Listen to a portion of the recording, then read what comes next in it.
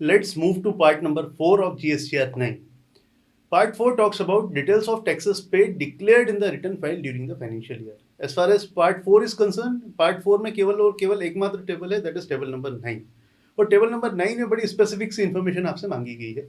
Table number 9 basically जो बात करता है वो बात करता है आपके जो भी टैक्सेस लाइबिलिटीज आपकी थी वो कितना टैक्स आपको पे करना था and how you have discharge the tax liability, like integrated tax, whatever the tax liability is there, how you have discharged the tax liability, central tax, how you have discharged the tax liability, whether by payment of cash or by payment of electronic credit ledger, state tax, cess, interest, late fees, penalties and others. तो जितनी भी ये जो आपकी सारी tax liabilities थी, how you have discharge that tax liability, उसके बारे में जो सारी बातें हैं वो टेबल नंबर 9 यानी पार्ट 4 में होनी है. Now come to the very crucial part of this GSTR 9, that is table number 5. Table number 5 किस चीज़ की बात करता है, why it is so crucial, इसका अंदाज़ा आपको ऐसा लगेगा कि ऐसे सारे फिगर्स जो कि फाइनेंशियल ईयर 17-18 से बिलोंग करते थे, बट वो फिगर्स जो आपने 17-18 से बिलोंग करते थे और बाद में रिपोर्ट किए, those figures have been reported subsequently, वो फिगर्स आपको GSTR 9 के पार्ट 5 में मेंशन करने हैं. पार्ट 5 में बेसिकली देर आर 5 टेबल्स. वो जो 5 टेबल्स हैं वो किस चीज़ की बात करती हैं? 5 टेबल्स में table number 10, table number 11, table number 12, table number 13, table number 14, ऐसे करके 5 टेबल्स हैं जो कि आपको यहाँ पर डिस्कस करनी है. सो यहाँ पर हम जो बात कर रहे हैं वो क्या है कि ऐसे फिगर्स जो कि फाइनेंशियल 17-18 को बिलोंग करते थे, but those figures have been reported subsequently, तो वो फिगर्स आपको यहाँ पर मेंशन करने हैं. So table number 10 talks about supplies oblique taxes declared through amendment plus net of debit notes. तो ऐसी सारी सप्लाईज जो कि फाइनेंशियल ईयर 17-18 को बिलोंग करती थी, अगर वो 17-18 के रिटर्न्स में आप मेंशन नहीं कर पाए तो उसको आप सब्सिक्वेंटली मेंशन आपने किया होगा, तो वो फिगर्स आपको यहाँ पर पुट करने हैं, because this is the official mechanism through which you can let the government know that this is the figure of financial year 17-18 which have been reported subsequently. तो 17-18 के जो भी फिगर्स हैं वो आपको अगर आपने आगे रिपोर्ट किए तो वो आपको फिगर्स यहाँ पर डालने हैं. तो टेबल नंबर 10 में आपको कौन से फिगर्स आएंगे? यहाँ पर सप्लाईज के फिगर आएंगे. सप्लाईज जहाँ पर आपने सप्लाईज छूट गई थी और जो सप्लाई आपने फाइनेंशियल ईयर 17-18 के बाद में रिपोर्ट किए हैं.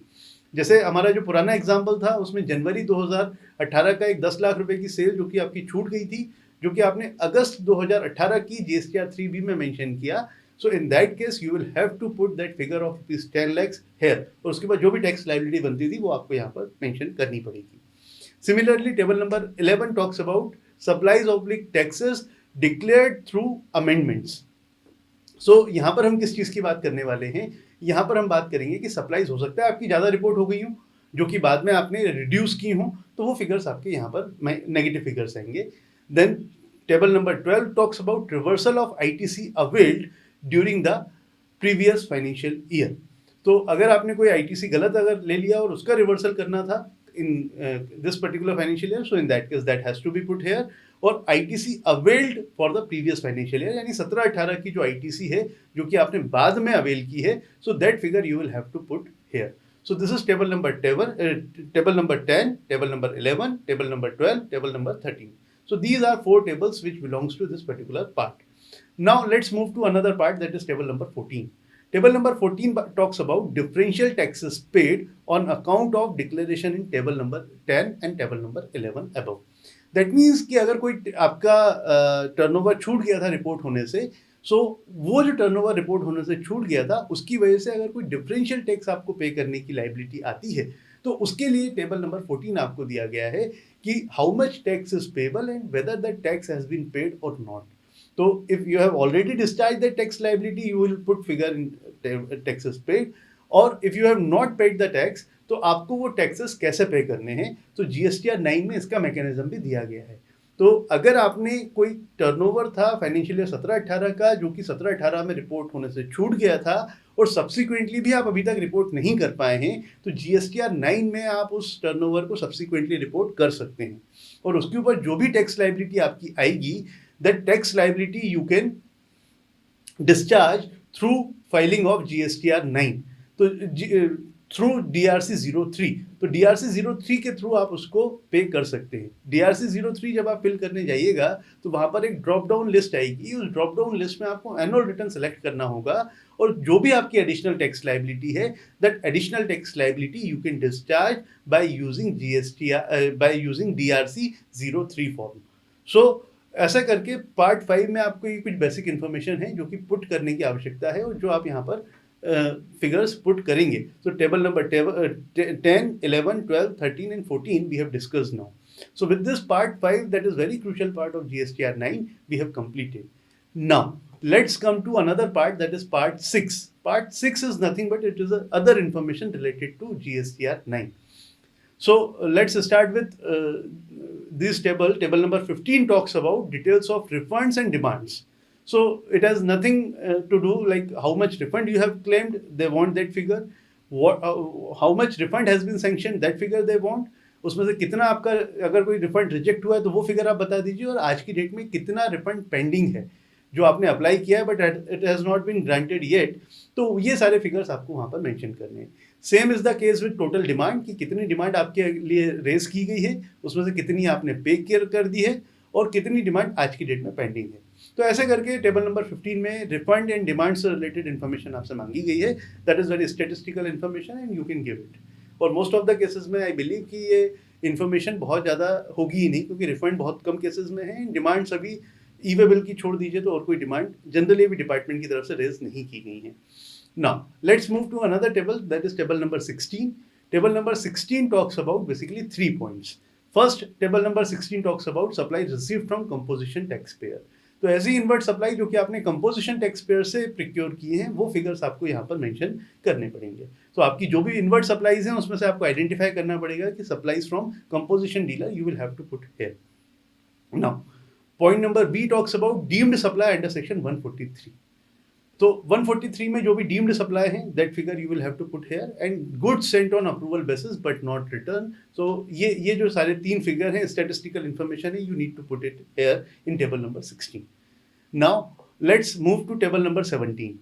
Table number 17 talks about HSN wise summaries of outward supplies. तो HSN wise summaries of outward supply की अगर हम बात करें तो HSN वाइज समरीज में यहाँ पर आपको जो ध्यान रखना है वो ये है कि if your turnover is less than 1.5 crore you need not to put any HSN here. If your turnover is more than 1.5 crores but less than 5 crores, you will have to put 2 figures of HSN code here in table number 17. And if your turnover is more than 5 crores, you will have to put 4 figures, 4 digits of HSN code in table number 17. Similarly, HSN wise summaries of inward supply, HSN wise summaries of inward supply if we talk about. So inward supplies की जो आपकी HSN wise summary है वो भी आपको यहाँ पर put करनी पड़ेगी। लेकिन एक बहुत बड़ा रिलीफ यहाँ पर ये दे दिया गया कि आपको केवल इनवर्ट सप्लाई में से उन्हीं इनवर्ट सप्लाईज की HSN वाइज समरी देनी है जिनकी वैल्यू टोटल इनवर्ट सप्लाईज की 10% से ज़्यादा होती है। कहने का मतलब ये कि अगर आपकी साल भर की जो टोटल इनवर्ट सप्लाईज है वो 5 करोड़ की है तो आपको HSN वाइज समरी केवल उन इनवर्ट सप्लाईज की देनी है जिनकी वैल्यू 50 लाख से ज़्यादा है। दैट मीन्स 50 लाख से कम वाली HSN वाइज समरी आपको इनवर्ट सप्लाई की नहीं देनी है। इससे सबसे बड़ा रिलीफ ये होगा कि जो आपके छोटे छोटे एक्सपेंडिचर हैं वो भी आपकी इनवर्ट सप्लाई हैं बट उसका HSN आपको ढूंढने की ज़रूरत नहीं पड़ेगी। So this is the big relief they have given.